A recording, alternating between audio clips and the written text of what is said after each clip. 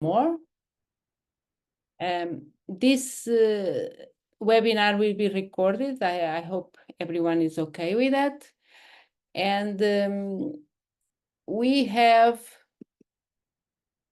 4 very interesting people that are going to share this hour with us. So, but before introducing this, I just want to stress that our main team today is operation management. And before that, just to give a small introduction, maybe some of you already know about it, but it's never, you know, we need to share this information about the Aero Wisdom Forum that, as you can see in the slide, is really a platform or a forum that wants to empower, encourage the participation of all genders in operation research within the Euro. And in particular, we want to provide some advice, make recommendations, promote the championship and networking and mentoring. This is why we are doing also this webinar, and promote conversation. Of course, we have a ADI policy at the Euro website. Within the wisdom, we have this Young Women for OR initiative, and today we are going to know in more detail the work of 3 of them that were awarded in 2023. We are going to have a new call this year, and for the ones that are around and might be interested in applying, pay attention to the emails and the information that you are going to receive soon. So for the 2023 awardee, we have 12 very productive and involved young women. And today we are going to listen, as I said before, the work of 3 of them. So Lucía will be our first one. And she comes from University of Extremadura in Spain. Then we have Zhou, University of Southampton in UK, and Sirma Karakaya from Zhou University. Sorry, Sirma, if I'm not saying very well, but that's no problem. This is fine. Then you can correct me when you will talk. And then to discuss the work with this of these girls, we have again with us Stefan Nickel. Thank you very much, Stefan, for making availability to us, you know, to discuss the works with Lucía, Kina, and Sirma. So Stefan, for sure, everyone knows. Stefan is from the Karlsruhe Institute of Technology, and he is a full professor in operation management. He works mainly in the area of healthcare, but is someone that really can help us and discuss the challenges in this area. So thank you very much again, Stefan, for your availability. And now, how this session will be organized. So we have first our 3 speakers talking for about 10 minutes, and then at the end, Professor Stefan Nickel will share some overview, challenges, and we'll ask some questions to our colleagues. Okay, so I will stop sharing now my slides, and I will ask Lucía to start sharing them, okay? Her slides, sorry.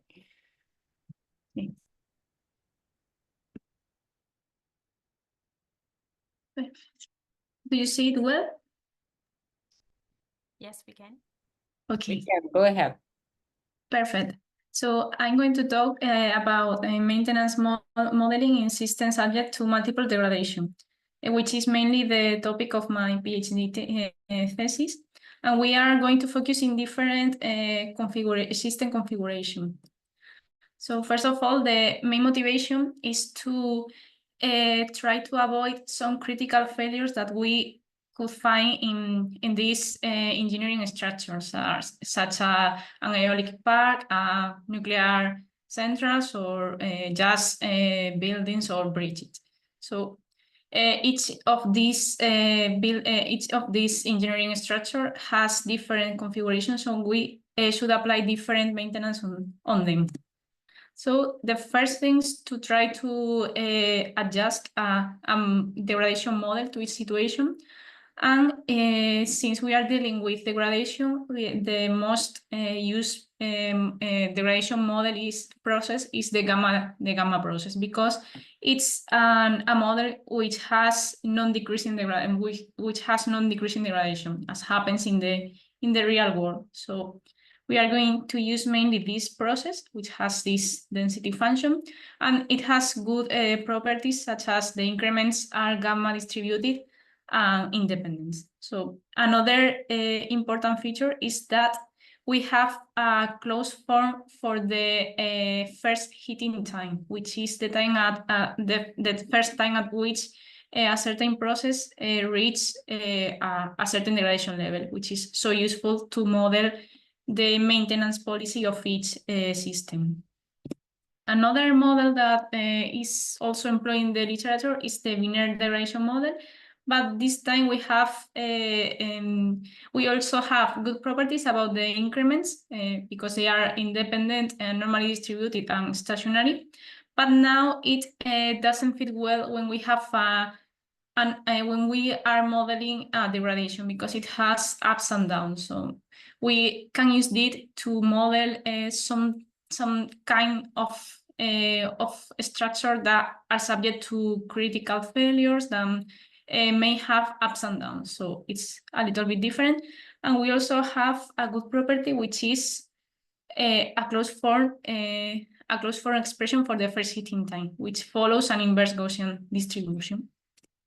So these are both the main difference between both models. The gamma is a non-decreasing degradation model, but on the other hand, we have this plot of the binary processes. So they are useful, but for different situations. So regarding maintenance, we have a system subject to different actions, to sudden shocks, degradation due to climate conditions, due to internal properties. So we are going to employ different maintenance actions. The most common is the condition-based maintenance, in which we perform a maintenance based on the information that we have about the system. This information can be received through sensors or just looking at the system. And we also have opportunistic maintenance, which is the maintenance that we employed to replace a component, but also we employ that as an opportunity to maintain the rest of the components to save money, basically. Condition-based maintenance can be divided into corrective maintenance and preventive maintenance. Corrective maintenance, it means that the system is broken, it has a total failure. But on the other hand, preventive maintenance, we perform that previously to the failure of the system, so it reduces the probability of to happen. So, but the issue is that in reality, there is not such a thing as perfect maintenance. We are between two extreme cases: perfect repair or just minimal repair, in which the condition of the system is just the same as before the failure. So we are going basically to include imperfect maintenance, which is what is more approximately to reality. So this imperfect maintenance can be of these three types. On the other hand, perfect repair are similarly to renewal processes or homogeneous Poisson process, and a minimal repair, which is the one that returns the existing condition just before the failure, is approximately a non-homogeneous Poisson processes. So with that, I'm going to present now two different maintenance policies that are a system with heterogeneous components. And we are going to consider two different groups of components: a degrading components, which will follow gamma degradation processes, and a group of components that we will call the non-degrading part, which is subject to sudden failures following an exponential distribution. So this kind, we can know how the degradation is evolving, but on the other hand, with the exponential, we only know when it has failure. think about a system that degrades continuously. And this one, for example, a light bulb. We don't know when it's going to fail, but we know that it's follow a certain distribution. So again, we are going to include periodic inspections on the system to check the state. These two are constraints that help us to define the maintenance policy. We include a delay time to start the maintenance after a failure, and we include a reward function provided by these components because we know that they are degrading. So with that, the assumption of this model, we include two thresholds, a preventive one and a corrective one, to implement preventive and corrective maintenance. We define the failure of a component when the degradation of this component exceeds the first hitting time, which is the one given by the corrective threshold. So when this happens, a signal is sent to the maintenance team, and it is started to repair the system. So the maintenance strategy is given now. If the degradation of a certain time is higher than the corrective threshold, we perform a corrective maintenance. If it's between the preventive threshold and the corrective threshold, we perform a preventive maintenance, which is less expensive than the corrective one. That is why we prefer this situation. And if the degradation is less than the preventive threshold M, the component is in a good condition and it is left as it is. So this is basically the maintenance policy that we are going to follow with all the components of the system. And on the other hand, we have a different degradation model in which we have defined a similar degradation, a similar maintenance policy.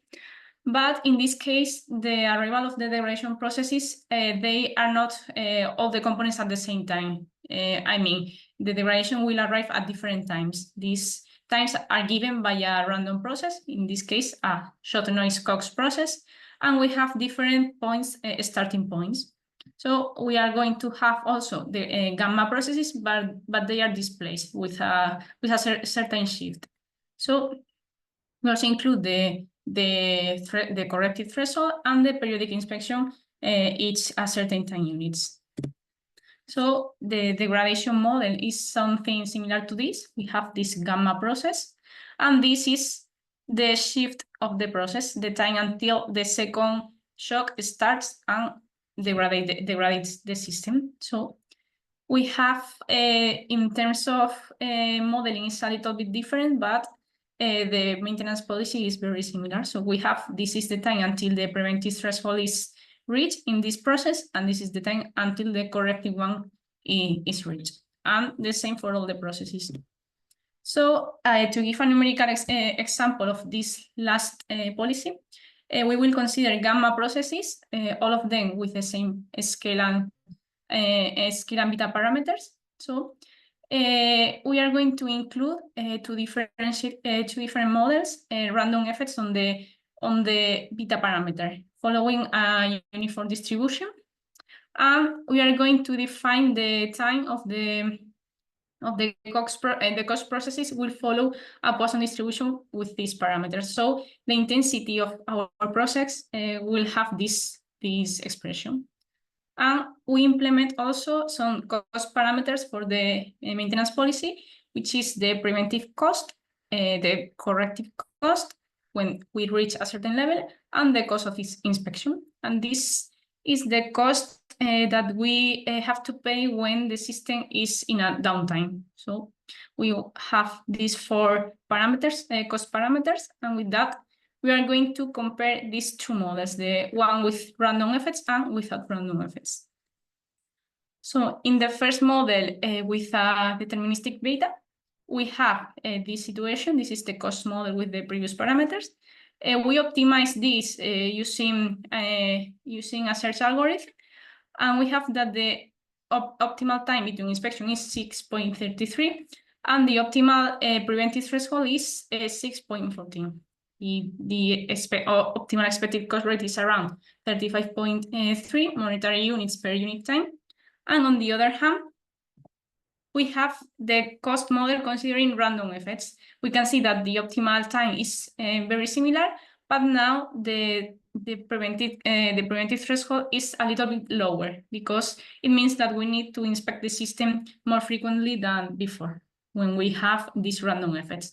And if we look at the cost, we can see that it's slightly higher. So that it means that our model is better without random effects, but if we consider these random effects, we have a similar cost, a little bit higher, but we must take into account that because it's a way to model more realistic degradation increase in degradation systems. So with that, I'm going to finish.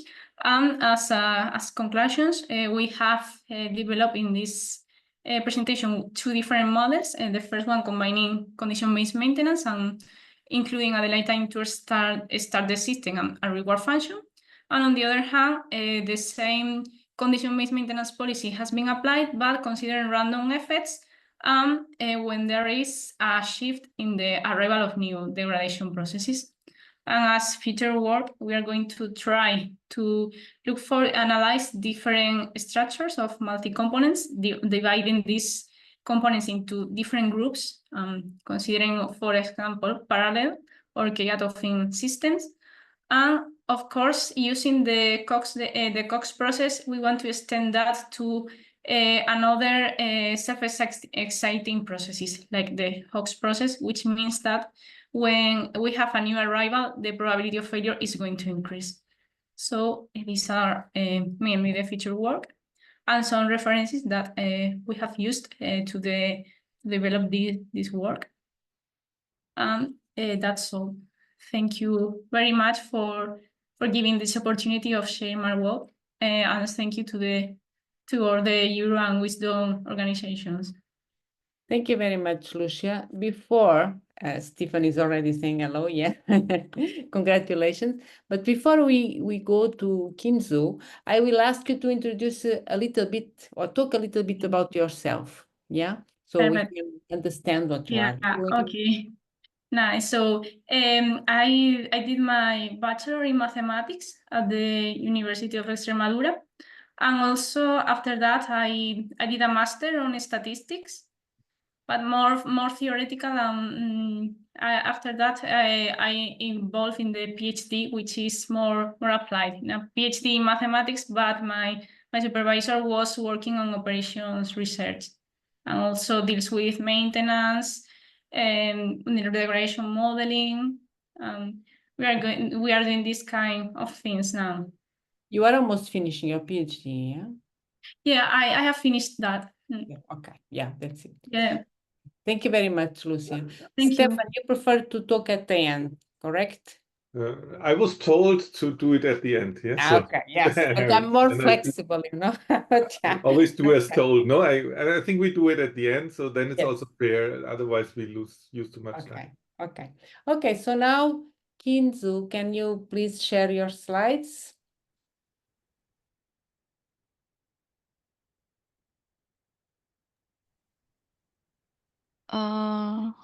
Can you see my screen? Okay. Yeah. Now it's okay, Kim. Okay, thank you very much. Yeah. So shall I start? Yeah, introduce yourself first, and then you can start the work. Yes, it's much better. Yeah. Hello, everyone. My name is Zhou. I'm a lecturer in operations management with Southampton Business School, University of Southampton. So the topic I want to present today is called when should suppliers adopt augmented reality technology in a dual-channel supply chain. So my today's presentation will cover the following parts. So firstly, I will start with the motivation, so which shows what motivates us to do this research, and then I'll go to the model setting part to illustrate how we are going to address this question, and then some detailed analysis. Given the time limit, I will not move into too much details of this part. These two parts. I'll just give you some overview of the some initial results, because this is an ongoing work, so we didn't finish the final draft. So there are many things. I just share with you some of our initial results. So firstly, let's talk about our motivation. So when you want to buy something, there are two means you may consider. So you may either choose to visit a physical store to buy something on the store, and you may either choose to finish your shopping online by just clicking something. So I think online compared with offline shopping, online shopping might be new, but not that new. I guess everyone is familiar with online shopping, but the thing about online shopping is that when you want to buy something, the problem is that you cannot touch it. So especially for some personal stuff, because you cannot touch the thing, you cannot evaluate the true value of the products, and you don't know whether the product match with your test. So in that sense, if you don't know whether the product can match with your own test,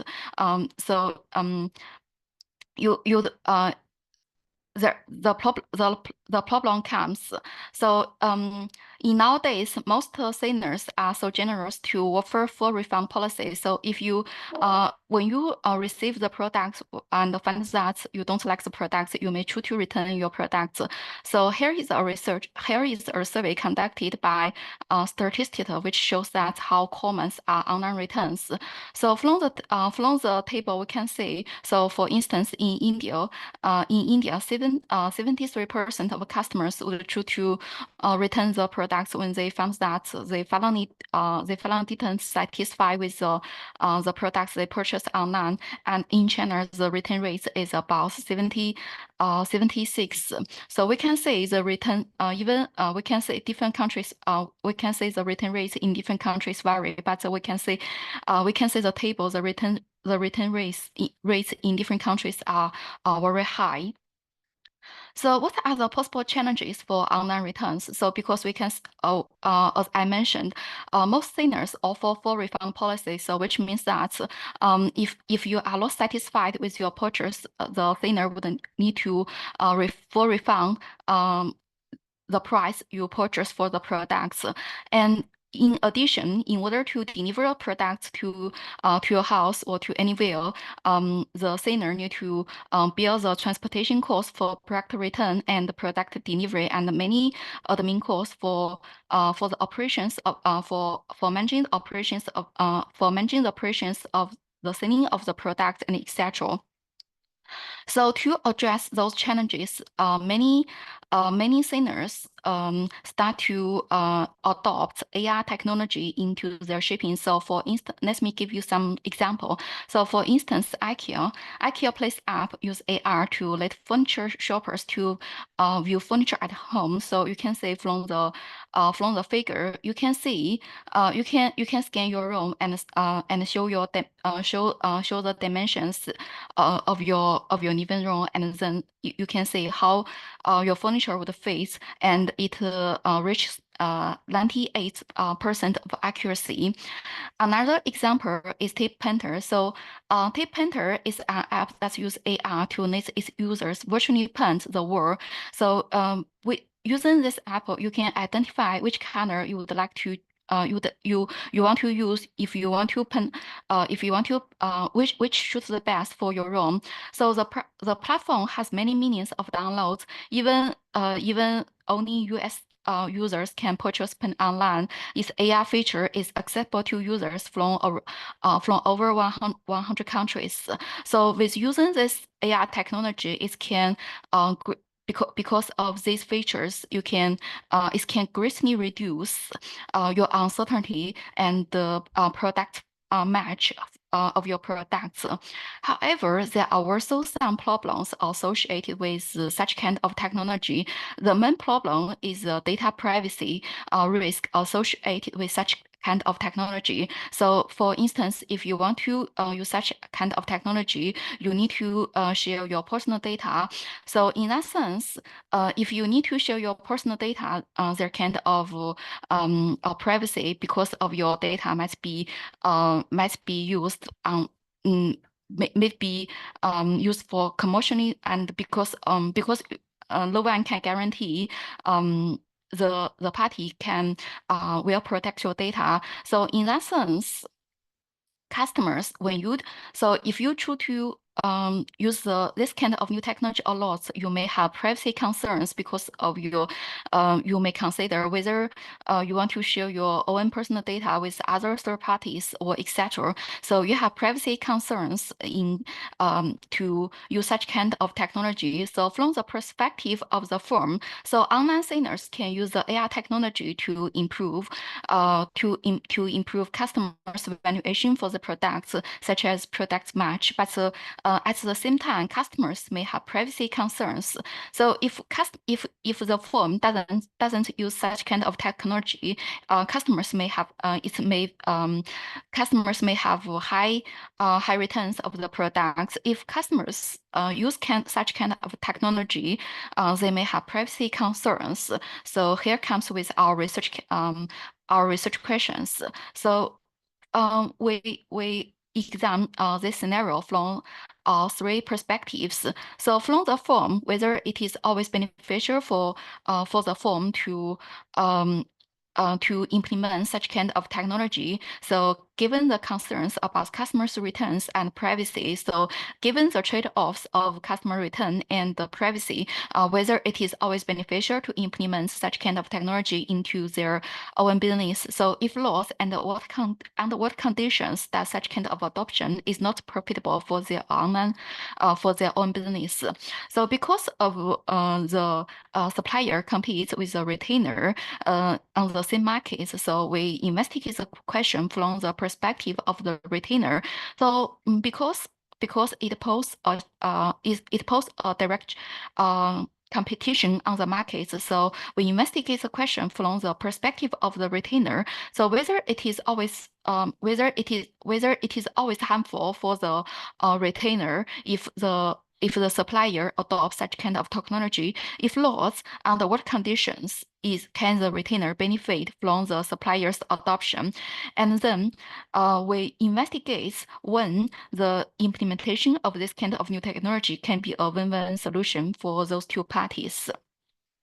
So in that sense, we consider a supply chain. So the supplier can sell its products while the retainer. So and at the same time, the supplier would consider offer the product to customers directly by operating an online channel. At the same time, for online channel, because the supplier want to reduce customers' return rates, it would consider the adoption of AI technology for its online platform.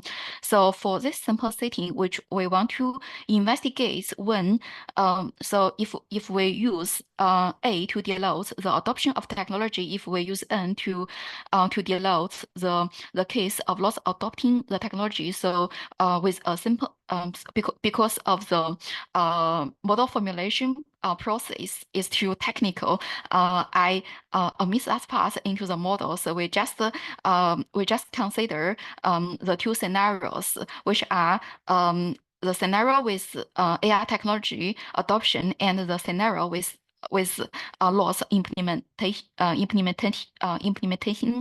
AI technology, and we compare the supplier's profits in these 2 scenarios, and we investigate. So from the figure, we can see there are conditions where the implementation of technology is benefits for the supplier, and there are conditions where the implementation of such kind of technology is not beneficial for the firm. And we then investigate the impact of the technology on the retainer. So similarly, you can also say from the figure. So there are conditions where the technology is beneficial for the retainer, and there are conditions where the implementation of the technology is not beneficial for the retainer. And then we're back to the third research question of our of this work. So the third question is that we want to examine when the implementation of such kind of technology can be a win-win solution for those firms. So from the figure, we can see there exists a condition where the implementation of such kind of technology is a win-win solution for those 2 firms. And there are also there are also conditions. So for instance, the implementation of the technology is a loss for the supplier, but a win for the retainer. And there are also conditions where the implementation of technology is a win for the supplier, but a loss for the retainer. Then finally, so we conclude that the technology implementation does not necessarily intensify price competition, and under certain conditions, it can be beneficial for the for both the supplier and the retainer. So because the technology implementation would incur some kind of cost, so we identify the detailed conditions under which such kind of technology can be beneficial for those parties. So that's just an overview of our research, and I think I can that's all for my presentation. Okay, thank you very much. Very interesting. Okay, Yeah. so then we will discuss your work later on. Thank you very much. Mhm. In, it's not like this that we pronounce, but sorry. I understood why you do it is differently. So now maybe you can stop sharing, and then Sirma, can you please go ahead and introduce yourself? Do not forget that.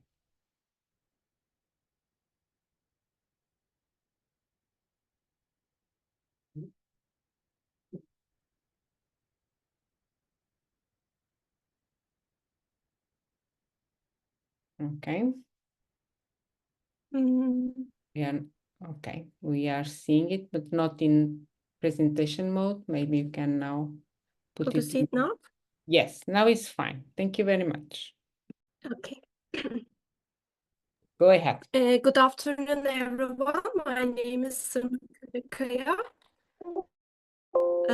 Today I will be presenting our research study that focuses on the disease. So let's start by looking at why this work is so crucial and why we specifically focus on the chronic kidney disease patients.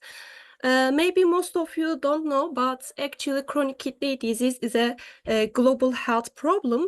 10% of the population is affected by that disease, which translates into more than 800 million people.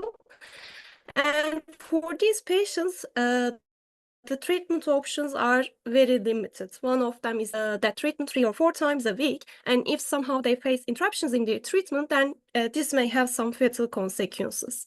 And in that study, we are trying to ensure that the treatment of these patients continue after the disasters, because during the previous disasters, it was observed that most of the time clinics become unavailable after the disasters, maybe due to the damages directly in the facility or due to the damages in the infrastructure. So if you have a quick search on Google, you may find numerous news highlighting the challenges faced by these patients. For instance, there was an interesting statistic, and according to that statistic, it was observed that the death rate of these patients increases significantly in the month following the hurricanes, because especially in the United States, during the hurricane sessions, most of the time clinics do not prefer to operate. And let's look at the current practice. So what happens when a disaster occurs and how do these patients continue their treatments? We actually see that public health authorities, such as the Ministry of Health and the clinics, are in coordination. So according to their plan, most of the time it is expected that patients somehow reach to the disaster shelter areas, and then public health authorities try to match these patients with the available clinics. But during the previous disasters, it was observed that most of the time, public health authorities become overwhelmed with that complex decision-making process. And due to the delays in matching these patients with the available clinics, most of the time clinics are forced to make their independent decisions. So they independently find the patients and start the treatments. So in response to these challenges, some organizations like the Kidney Community Emergency Response Coalition and the Renal Disaster Relief Task Force stepped in. They take active roles in all phases of the disaster management, but according to their feedback, there is the lack of a centralized leader who may be responsible for that patient clinic matching process. And in response to these challenges, and according to the feedback gathered from these organizations, in that study, we are trying to be prepared to disasters in a collaborative way. We are tackling with an assignment and a planning problem where a centralized leader builds alliance relationships among the clinics and then assign a number of backup clinics to the patients so that even after a disaster, the pre-disaster clinic of a patient becomes unavailable, then they can be swiftly transferred to these backup clinics. And our main target is to ensure that the remaining capacity after the disaster is used effectively. So if there is an available these patients, and to make that study concrete, we developed a case study. We focused on a case study, including the dialysis clinics located in Istanbul, because in Istanbul, we know that more than 10,000 dialysis patients live. And unfortunately, in the next decade, we know that there will be an earthquake and its magnitude will be higher than 7. And at the end of that research, our main target is to provide some decision support tool for the decision makers. So how will it appear? You see two maps here. On the right side, the map denotes the dialysis clinics located in Istanbul. These stars correspond to the clinics. So as you can see on the map on the right side, we have some colored lines. Each of these lines correspond to the alliance relationships formed by a centralized leader. For instance, these blue lines correspond to an alliance group. The green lines correspond to another alliance group. So according to that alliance relationships, we will be able to assign a number of backup clinics for each patient of each clinic. And setting through that small simulation, so as you can see, we have a number of dialysis clinics. Currently, they are operating independently at the capacity. Capacity may be considered as the number of dialysis machines. And according to our approach, a centralized leader will form the alliance relationships among the clinics, of course, according to some criteria. Here, for instance, we see that clinic A, B, and C are in an alliance, and for clinic D, no alliance partner is selected. This may be also possible. And after forming these alliance relationships, for each patient of each clinic, a number of patients of clinic A, we see that the first backup clinic is assigned as clinic B, and because clinic D does not have any alliance partner for these patients, there is no backup clinic assignments. By the way, I should say that the backup clinics should be assigned among the alliance partners of each clinic. And after the disaster, we know that some clinics will be inoperable. In that example, clinic A and clinic D seems to be unavailable. So in that case, our attempt is to send the patients of clinic A first to their first backup clinic. So in that case, clinic B, and clinic B may not be available after the disaster. Maybe it also becomes damaged, or due to the capacity restrictions, it may not accept all the patients. So in that case, the backup clinic, in that case, to clinic C. We will try to send these patients to any of the clinic within the network. But if this is not possible, if none of the clinics are available within the network, then these patients are sent out of the network. And for these patients, unfortunately, we don't know what happens.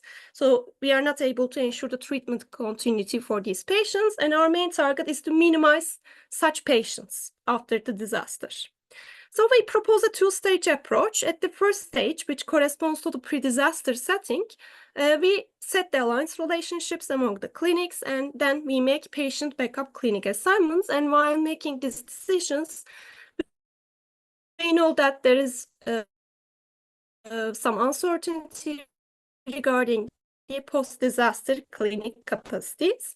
And at the second stage, once a disaster occurs, and we determine the scenario-wise patient clinic assignments. And in the objective function, we are trying to minimize the expected penalties that occur due to deviations in pre-disaster and post-disaster patient clinic assignments. So in other words, we are trying to minimize the difference differences between the pre-disaster and post-disaster patient clinic assignments. So here we have the mathematical formulation. I will not provide the details, but in the objective function, as you can see, we have some minimization. At the first stage, we are making the alliance relationship decisions, and then we are making the patient backup center assignments. And at the second stage, for each patient of each clinic, we are trying to observe what happens to them, to which clinic they continue their treatment, or are they sent out of the network. So let me provide some further details about the objective function according to our mathematical answer clinic, because it corresponds to the best setting for these patients. Nothing will change after the disaster. They are familiar with the medical stuff, they're familiar with the clinic, so it corresponds to the best case. But this may not be possible. In that case, our next attempt is to send these patients to their first backup clinic. And in that case, because we are not able to send them to their pre-disaster clinic, there is a penalty, which is denoted by that alpha 0. The first backup clinic may not be available. This is possible. Then our next attempt is to send these patients to their second backup clinic. And in that case, because the first backup clinic cannot be used, an additional penalty of alpha 1 is incurred for that patient. So if we have H many backup clinics for a patient, and if we are not able to transfer that patient to any of its backup clinics, then the total penalty will be the summation of all these alpha 0. Sorry if there is a typo, that beta 1 should not be considered there. And if none of the backup clinics are not available, then our next attempt is to send that patient to any clinic within the network. But if this is not possible, if none of the clinics are available after the disaster, then we are not able to assign any clinic for that patient. And in that case, we pay a penalty of beta 2 for that patient. And beta 2 is, of course, significantly higher than the setting that we assign that patient to a clinic. So here we have the numerical analysis. As I said before, we focused on a case study. We considered the dialysis clinics located in Istanbul. We considered Istanbul. We know the pre-disaster capacities and the current number of dialysis machines for each clinic. And also we know the risk profiles. Here, these risk profiles correspond to the probability of disruption for each clinic, because we know that not all clinics will be affected by the disaster in the same manner. The location of the disaster, the building structure of the clinics, the age, the timing of the disaster will affect the impact of this disaster on the clinics. So we have the probability of disruption. So we first try to analyze whether forming alliances is really beneficial for the patients or not. We consider 3 settings. These settings are no alliance setting. So this denotes the currently. We also considered ad hoc alliance. So this may be considered as forming alliances in a random manner. And the third setting corresponds to the OR-based alliance. So according to our optimization model, we are trying to determine the optimal alliance relationships. And we developed 2 KPIs. One is the expected cost. Here, these blue bars correspond to the expected costs. And this is directly related with the objective function of the mathematical formulations that cannot be sent to any of the backup clinics, which is shown in this red line. So as you can see, even if we form the alliance in a random manner, both KPIs decrease significantly, highlighting that alliance is really beneficial for the patients. And if we adopt a mathematical approach, then as you can see, both the expected cost and both the expected number of patients that cannot be sent to any of the backup clinics drop significantly. So we can conclude that, yes, we should form the alliances. It will be beneficial if the patients cannot continue their treatments at their pre-disaster clinic after the disaster. And as a second observation, we tried to analyze whether we should consider uncertainties regarding regarding the post-disaster capacities of stochastic solution, we considered 5 different settings. As you can see, the relative value of stochastic solution values are quite high. So this highlights that, yes, uncertainty regarding the post-disaster capacities should be considered. So according to our findings, at least it yields 77% better results. So due to the time limit, I will not talk about further findings, but thank you. If you have any questions, I will be happy to answer them. Thank you very much, Sirma. So maybe you can stop sharing, and so we can see each other. Okay, thank you very much. And now I will give the micro to Stefan.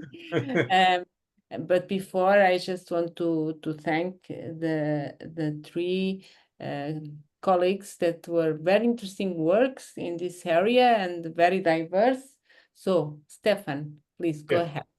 Now I have the difficult problem that we are a little late in time, and that also there are no common questions for all 3 talks. Yeah, so maybe I could connect them, but so what I think is I have a few questions for each of you, maybe, and just do it in sequence, and then we will see if some discussion arises out of that.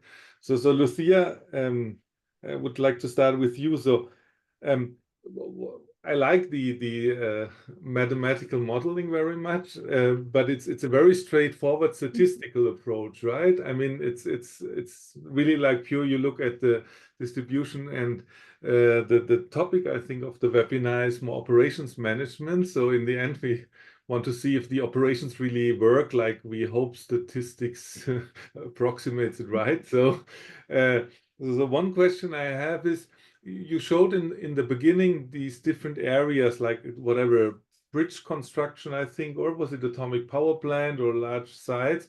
And I was wondering, so aircraft maintenance is one of the most typical examples where I know that you need a lot of maintenance. Would that be included in the topics you would like to treat with your method? Yeah. The problem we have is that it's very difficult to get data from companies or from that from companies that we will apply to the model. So we are dealing now with data from a bridge. We have some data collected from sensors putting in a bridge, but we really don't have more of them.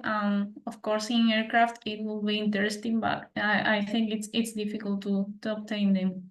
But yes, the literature aircraft is one of the main areas. Okay. I mean, one thing is just to give you another example, we just provided for you in Dresden a bridge breakdown. So yeah. If you look in the news, maybe they have data, because I know the university there has also faculty for the construction things. Yeah. Maybe this might be useful. But what I wanted to ask is mainly, if aircraft is important, what I know is that there are a lot of people, they are connecting the maintenance with the repair shop. So the problem is, you want to do maintenance, but it's not so easy, and you neglected a little bit that in your model, right? That you cannot just replace a part. Yeah, sometimes this part has to be taken out and maybe repaired and then plugged in, because it's extremely expensive or it's just not available. Yeah.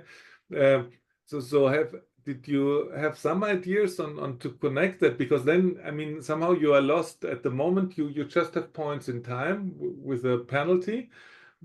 But I think in most more complicated maintenance systems, you have to include it with the chop shop scheduling somehow to really estimate the cost. So if you looked at totally.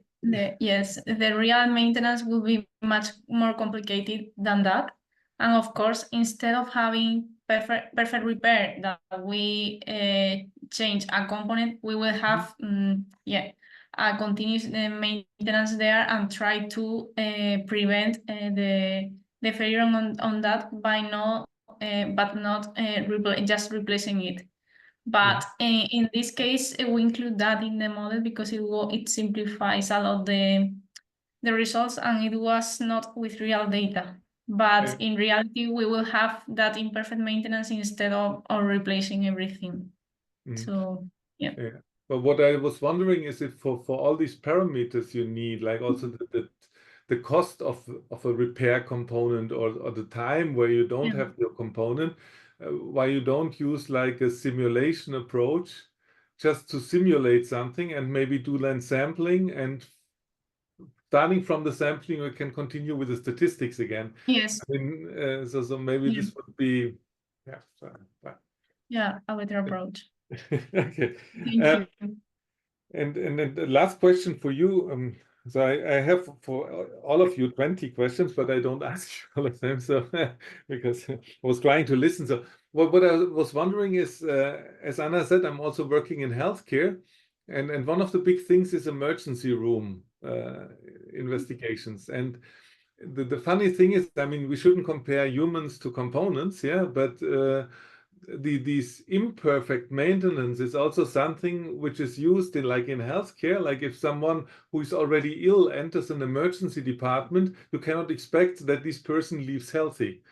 I mean, you just I mean, maybe if a person is old or has multiple diseases, maybe you can help one part, but still the person dies. But then the problem was not the emergency department, but something else.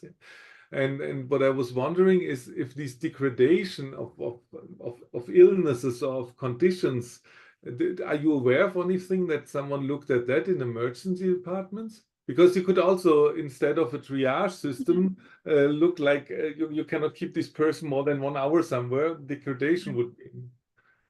You can see the degradation as the lifetime of the of a person, the threshold, the levels that they can reach.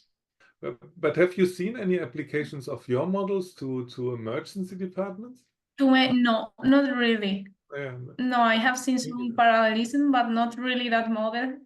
But me neither. But I was just wondering, maybe you're the expert, so I okay. So thank you. So just that I don't extend the time too much. So for Ki, or well, how do I pronounce your name more or less correctly? Well, G. You are muted, so then it makes it harder for me even. But sorry. Qin. Jing, just Jing. Qin, yeah. Okay. Yeah, Qin. Right. Okay. So thanks for your talk as well. For you, I mean, there was not so much with models. I was wondering more that you said if you should take augmented reality, yes or no. And what I was wondering, if you do this like in an experimental setup, also if you, like you said, you do like these technology choice model type of things. Augmented reality, isn't that a bundle of things? I mean, you can have augmented reality like the IKEA app, which you showed, where you place your furniture. But you could have also like Google Glasses or Apple Vision, so that you have really a headset where the impression of your augmented reality is much more complete. And this is not the same augmented reality, right? I mean, if you would have an app which you can use 2D, it's a total difference to something where you can wear these 3D glasses and let people walk through the apartment they put furniture in. So are you planning to look at these differences of these augmented reality? Because for me, it's a lot of augmentation methods and technical realizations here. For the technology itself is quite complex, but in my research, we just want to explain. We just want to examine the implementation of the technology on improving customers' experience with them. So in that sense, so if the firm implemented such kind of technology, it can improve customer satisfaction. In that sense, it can reduce the return rate of the products. Although in reality, the implementation of the technology is quite complex. But if we want to investigate it with analytical modeling, we need to simplify the implementation of the technology on the form. Therefore, we concluded it with we need to focus on the main trade-offs of the implementation of the technology, so that we can analyze Yeah. Yeah, but my impression was a little bit that augmented reality, yes or no, you will not be able to determine how the return rate decreases. Yeah. But which kind of augmented reality, maybe this changes it. Yeah, and Yeah. so Yes. I don't know. And another question I had in mind for you was also augmented reality can also lie a lot. I mean, you can fake a lot of things in augmented reality, yeah? So the colors look a little nicer. Yeah, the room has a perfect light, so the table, the chairs look perfectly warm wooden color. And then if it arrives, the real ones, it looks ugly because the real apartment is maybe ugly, or I don't know. Yeah. So. Yeah. It's about the trust between the technology and the customers. Yeah, I think that's a good question. Yeah. But maybe then the return rate could increase, yeah, because people think, yeah, this is the one I want here, but they are a little bit. Yeah. The technology can lie. Yeah. That's the truth. Okay. Are you planning to do some experiments also in addition to that? I mean, that you really test people so that No, it's difficult. It's difficult to test because for the implementation of the technology itself, for the form, it's a yes or no question. So if the form choose to use it, then you use it. If the form choose not to use it, then it will not use it. So for the form, it's a yes or no question. So I don't know how to experiment it. I currently don't have any ideas about it. Yeah. So thank you. So I will move on. Thank you very much. Thank you for your very constructive suggestions and comments. Thanks so much. And now finally to Sirma. Is that correctly pronounced, more or less? No. Okay. Yeah. Okay.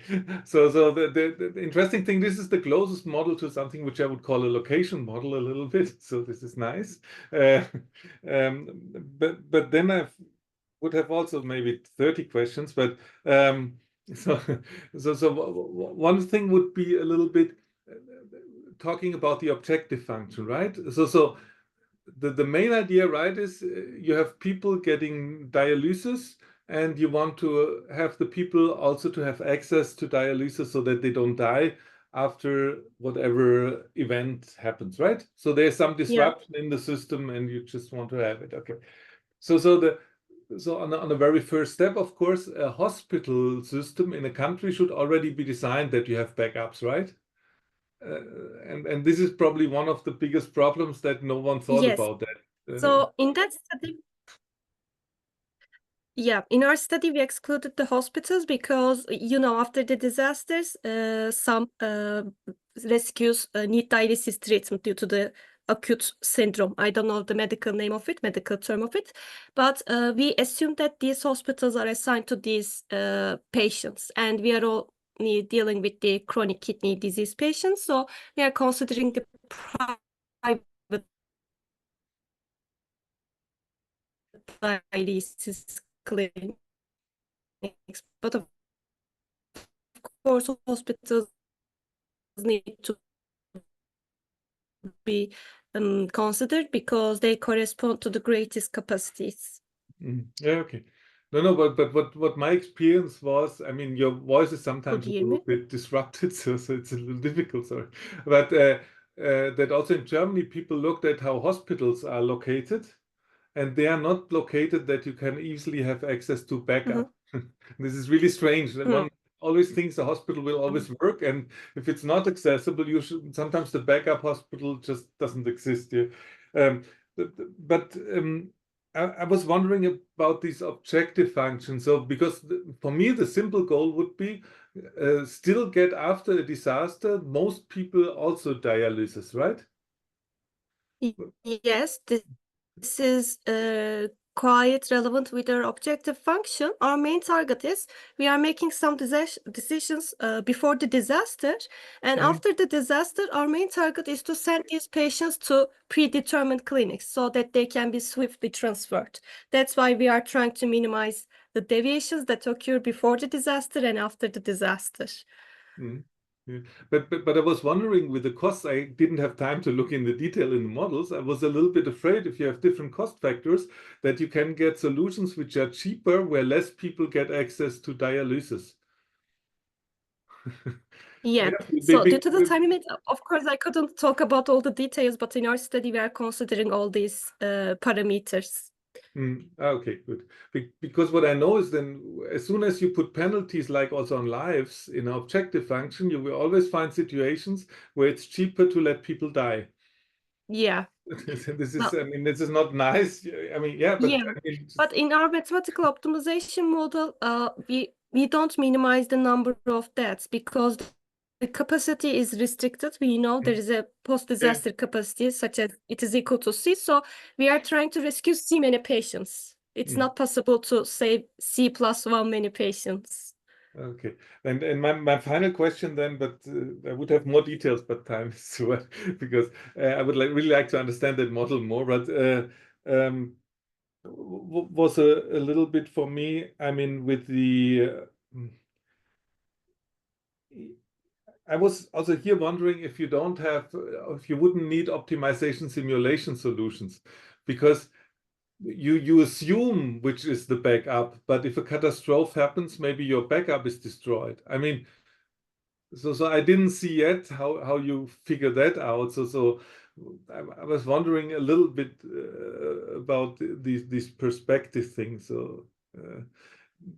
If you remember, yeah. If you remember, I talked about the risk profile. So we know the probability of disruption for each clinic.